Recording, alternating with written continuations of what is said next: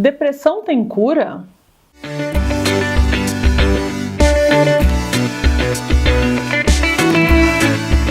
Oi pessoal, eu sou a doutora Maria Fernanda, tô de volta com mais um vídeo para vocês e hoje a gente vai falar um pouquinho sobre um tema muito comum, uma dúvida muito comum aqui no canal, que é: a depressão tem cura?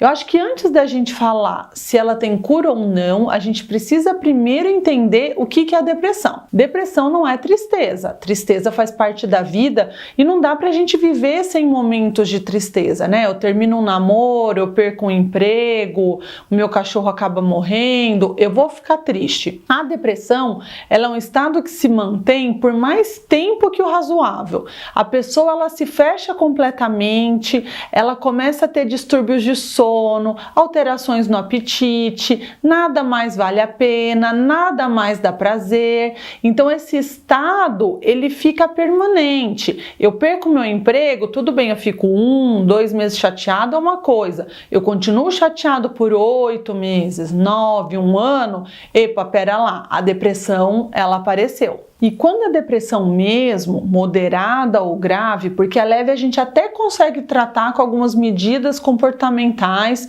eu já fiz até um vídeo aqui no canal sobre isso, mas quando a gente tem a depressão moderada ou grave, ela precisa de medicamentos aí pra gente fazer o tratamento. E o que esses medicamentos vão fazer? Eles vão melhorar a comunicação dos neurônios no cérebro, eles mudam a produção dos neurotransmissores. Então, para vocês entenderem, no nosso cérebro a gente tem as células nervosas, que são os neurônios, e eles se comunicam através de substâncias químicas, que são os neurotransmissores. Em condições normais, a quantidade dessas substâncias, ela é suficiente, mas durante uma crise de depressão, essa quantidade cai consideravelmente e aí a pessoa passa então a apresentar os sintomas. Então os medicamentos antidepressivos, eles vão aumentar a oferta de neurotransmissores e promover a volta ao estado normal do paciente. E aí, para a gente entender se ela tem cura ou não, a gente também precisa entender um pouquinho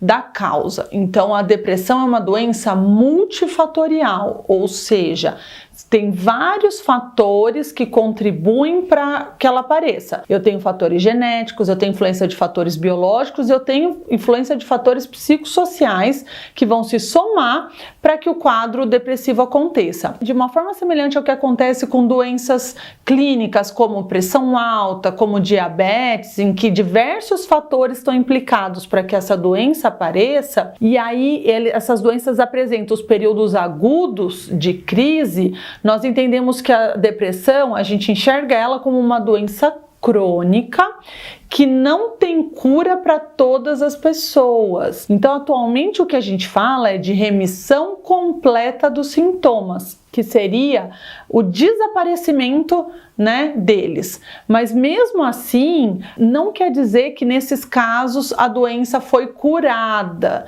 tá? Como é uma doença crônica, a gente sabe que a depressão, ela tende a ser recorrente em mais ou menos 50% dos pacientes.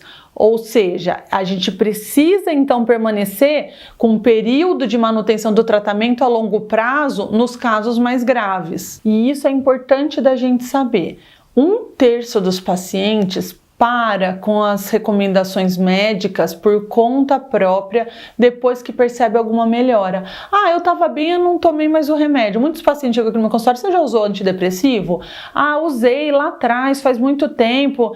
Mas e aí? Ah, eu usei por pouco tempo, eu tava bem, eu não quis mais tomar. Então as consequências dessa interrupção depois de pouco tempo de uso, elas são muito negativas, porque quanto mais cedo o tratamento é interrompido, maior é a chance do tratamento ser inadequado, de ter recaída e do problema piorar. Então, como eu disse, quem teve um primeiro quadro depressivo vai ter 50% de chance de ter um segundo. Para quem já teve um segundo episódio, esse risco vai aumentar para 70% de chance. E para quem já teve um terceiro episódio, esse risco pode subir para mais de 90% de chance.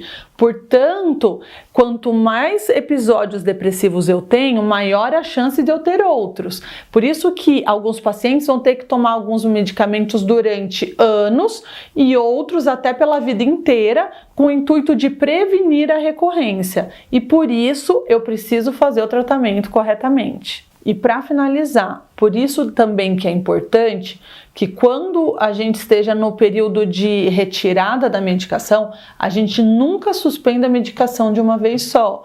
A gente nunca para a medicação assim, porque eu posso ter um rebote do quadro depressivo, ou seja, os sintomas podem voltar.